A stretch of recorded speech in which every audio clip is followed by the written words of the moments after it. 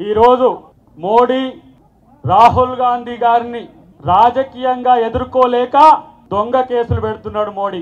నేనంటున్నా మోడీకి, ఏ Modi, BJP Modi British వానికే భయపడని కాంగ్రెస్ రా ఇది, బీజేపీకి ఎట్లా భయపడుతుంది అనుకున్నావు అని చెప్పి ఈరోజు హెచ్చరిస్తున్నా. మోడీ అమిత్ షా ఒక కేడీలు, ఈ దొంగలు ఇవాళ దేశం కొరకు ప్రాణాలు అర్పించిన కుటుంబం మీద కక్ష కట్టిండు దరిద్రులు. ఈరోజు ఎక్కడ్రా మీ స్వాతంత్ర సంగ్రామంలో మీ పాత్ర?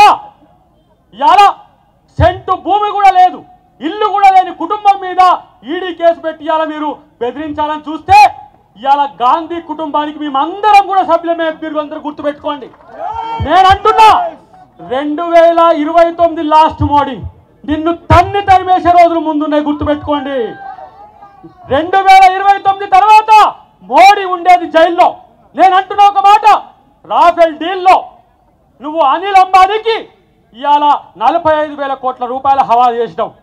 మేము కనుక రేపు అధికారంలోకి వస్తే మేము కేసు పెట్టి నిన్ను జైల్లో పంపలేమా? దొంగతనం చేసింది మీరు, కేడులు మీరు. ఇలా రాహుల్ గాంధీ మీద, అమ్మ సోనియా గాంధీ మీద ఇలా మీరు కుట్రలు పండుతున్నారు. ఒక్క మాట, ఆర్ఎస్ఎస్ ఈరోజు ఇలాంటి దరిద్రపు కొట్టు నాయకులను ఈ దేశానికి ఇచ్చిందా? ఆర్ఎస్ఎస్ యొక్క విధానం మీద ఈ దేశ ప్రతిపక్ష నాయకుడిని మొత్తం టెర్మినేట్ చేసిన చరిత్ర ఇవాళ బీజేపీకి ఉన్నది. భయపడ్డా రాహుల్ గాంధీ? ఇవాళ ఎవరైతే ద్వేషం పంచుతున్నారో వాళ్ళ బజార్లో ప్రేమ కొట్టుడు పెట్టిడు రాహుల్ గాంధీ. ఇది కాంగ్రెస్ పార్టీ యొక్క కల్చర్.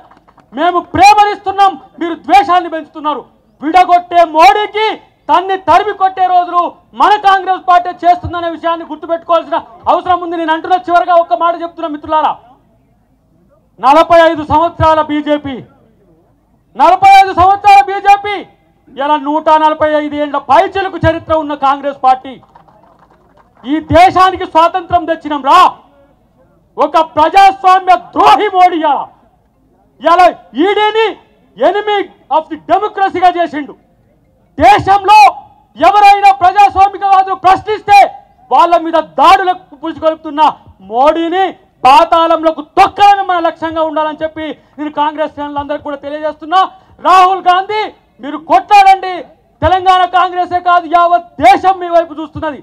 ఇలా 99 సీట్లు వస్తేనే ఇలా భయపడిపోతున్నారు మోడీ, అమిత్ షా. రేపటి కనుక అధికారంలోకి వస్తుందని ఒక ఆలోచన కనుక ఉంటే ఇలాంటి పరిస్థితిలో వస్తే మా బతికేందని చెప్పి ఇలా మోడీ చూస్తున్న పరిస్థితి. కాబట్టి ఇవాళ దేశ ద్రోహులుగా మోడీ, అమిత్ షా ఉన్న స్థితిని మనమందరం కూడా గమనించి కాంగ్రెస్ పార్టీని రక్షించుకోవాలి, ప్రజాస్వామ్యాన్ని రక్షించుకోవాలి. రాజ్యాంగ పరిరక్షకుడు రాహుల్ గాంధీని, అమ్మ సోనియా గాంధీ వెంట మనం అందరం ఉండాలని చెప్పి తెలియజేస్తున్నాం. కాంగ్రెస్ పార్టీ నాయకులు అద్దంకి దయాకర్ గారు, మీరు నోరు అదుపులో పెట్టుకుంటే బాగుంటుందని నేను మీకు హెచ్చరిస్తున్నాను. బీజేపీ కార్యకర్తలకు, నాయకులకు మాట్లాడడం రాదనుకుంటున్నారా, లేకపోతే మేము మాట్లాడలేమని అనుకుంటున్నారా? అసలు రాహుల్ గాంధీ ఎక్కడా, మా నరేంద్ర మోదీ గారు ఎక్కడా? వాళ్ళిద్దరికి పొంతన చేస్తున్నారా? ఎంత హాస్యాస్పదము. ఒకరేమో అయ్య పేరు చెప్పుకొని, తాత పేరు చెప్పుకొని నాయకులు అయ్యారు, అది రాహుల్ గాంధీ. పేరు ఎక్కడి నుంచి వచ్చిందో ఇంతవరకు ఆయనకే క్లారిటీ లేదు, అది రాహుల్ గాంధీ. అదే మా నరేంద్ర మోదీ గారు ప్రజల కోసం అంకిత భావంతో ప్రజా సేవ చేయాలని చెప్పి జీవితాన్ని మొత్తం త్యాగం చేసి 24 గంటలు ప్రజల కోసం కష్టపడుతున్నారు, అది మా నరేంద్ర మోదీ.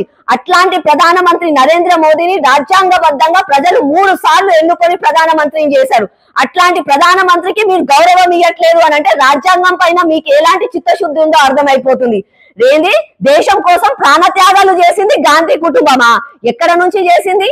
కేవలం కూర్చోడానికి ప్రధానమంత్రి కుర్చీ కావాలని చెప్పి పార్టీషన్ పేరు మీద, ఎమర్జెన్సీ పేరు మీద అమాయక ప్రజల ప్రాణ త్యాగాలను చేయించి వాళ్ళ ప్రాణాలను పొట్టలో పెట్టుకున్నది మీ గాంధీ కుటుంబం, మీ సోకాల్డ్ గాంధీ కుటుంబం. అట్లాంటి గాంధీ కుటుంబం సోనియా గాంధీ అమ్మైపోయిందా మీకు? మీరు మాట్లాడే ముందు వెనక ముందు ఆలోచించుకోండి. ఇంకొకసారి గాని ఆర్ఎస్ఎస్ గురించి, మోదీ గురించి మాట్లాడే ముందు అసలు రాహుల్ గాంధీకి ఆ గాంధీ పేరు అని ఎలా వచ్చిందో ఆ క్లారిటీ ఇస్తే బాగుంటుందని చెప్పి నేను హెచ్చరిస్తున్నాను. అంజన్ కుమార్ యాదవ్ గారు, అసలుకి ఒక్కసారి ఎంపీగా సికింద్రాబాద్ ప్రజల దగ్గర గెలిస్తే మీరు చేసిన తప్పులకి వాళ్ళే శిక్షణ వేసి తర్వాత మిమ్మల్ని ఓడగొట్టారు. అట్లాంటి వాళ్ళ మీరు మా కిషన్ రెడ్డి గురించి మాట్లాడేది? మీలాగా స్కామర్లు చేసి లిఫ్టులెక్కి పైకి రాలేదు కిషన్ రెడ్డి గారు. చిన్న స్థాయి కార్యకర్తగా ఒక ఆఫీస్ లో ఒక చిన్న స్థాయి కార్యకర్త నుంచి కష్టపడి తర్వాత ఎమ్మెల్యేగా గెలిచి, ఎంపీగా గెలిచి ఈ రోజు ఈ రాష్ట్ర రాష్ట్ర స్థాయి నాయకుడు అయిన తర్వాత యూనియన్ మినిస్టర్ గా అయ్యారు. అది మా కిషన్ రెడ్డి గారు, అది మా బీజేపీ కార్యకర్త. అట్లాంటి వ్యక్తి గురించి మాట్లాడే అర్హత మీకుందా? మీలాగా స్కాములు చేసి లిఫ్టులకి అంటే గుండాయిజం చేసే క్యారెక్టర్ కాదు, ఒక సౌమ్యుడు. అట్లాంటి వ్యక్తి గురించి మాట్లాడే అర్హత మీకు లేదని చెప్పి నేను మీకు హెచ్చరిస్తున్నాను. కాంగ్రెస్ నాయకులు ఈడీ గురించి విచారణ కోసం అని చెప్పి సోనియా గాంధీని, రాహుల్ గాంధీని పిలిచారు అని అంటే రాజ్యాంగబద్ధంగా, కాన్స్టిట్యూషనల్ బద్ధంగా వాళ్ళకి ఒక పని ఇచ్చి వాళ్ళని వచ్చి విచారణకు రమ్మని చెప్పినప్పుడు మీరు దానికి రెస్పెక్ట్ చెయ్యండి. అంటే బుక్ పట్టుకొని, కాన్స్టిట్యూషన్ బుక్ పట్టుకొని చేతులలో ఊపడం కాదు. అందులో రాసిన దాన్ని బట్టి రాజ్యాంగబద్ధంగా దానికి గౌరవం ఇస్తే బాగుంటుందని చెప్పి కాంగ్రెస్ పార్టీ నాయకులకు ప్రతి ఒక్కరికి నేను హెచ్చరిస్తున్నాను.